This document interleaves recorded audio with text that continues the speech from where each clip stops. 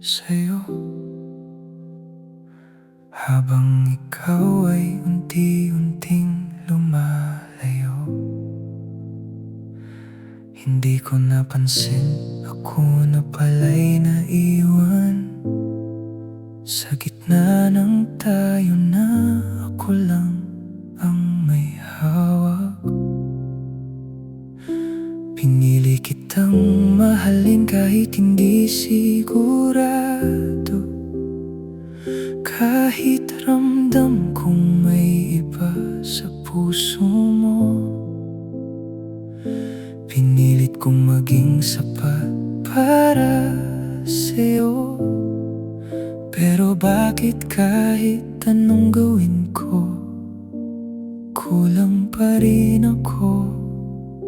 Hindi mo man sinabi, pero dama ng puso ko na ako'y pansamantala lang sa mundong ikaw ang gusto. Hindi ako yung pinili mo, ako lang yung nandito nung wala pa siyang dumarating sa buhay mo.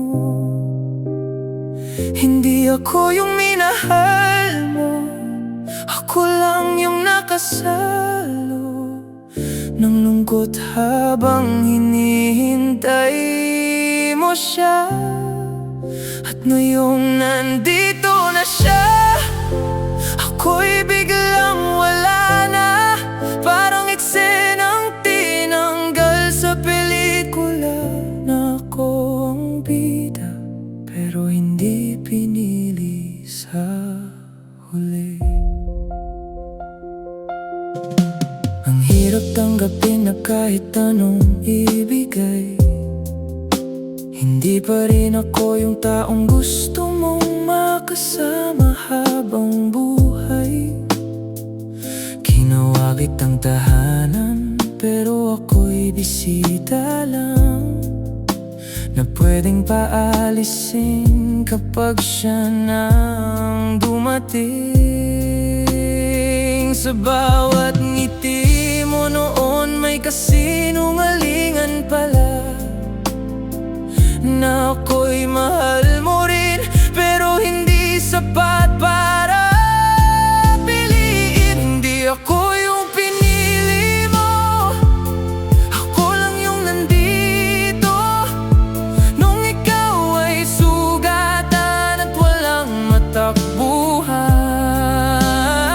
Hindi ako yung minahal mo, ako lang yung sandalan na iiwan din kapag okay ka na ulit. At ngayong buo ka na, ako'y wasak na, iniwan mong tanong sa sarili ko, bakit hindi ako sapat para piliin mo?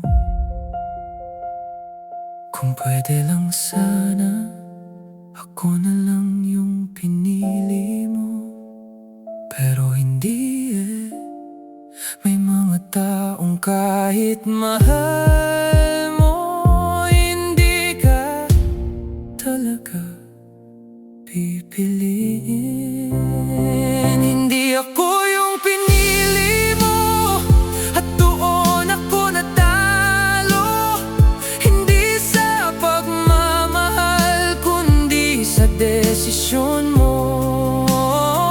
Kasi kahit anong ibigay ko, kung hindi ako ang gusto, ako pa rin yung iiwan sa dulo ng kwento.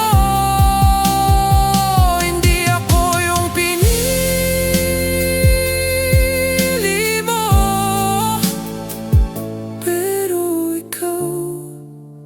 ikaw ang pipiliin ko pa rin, kahit masakit na.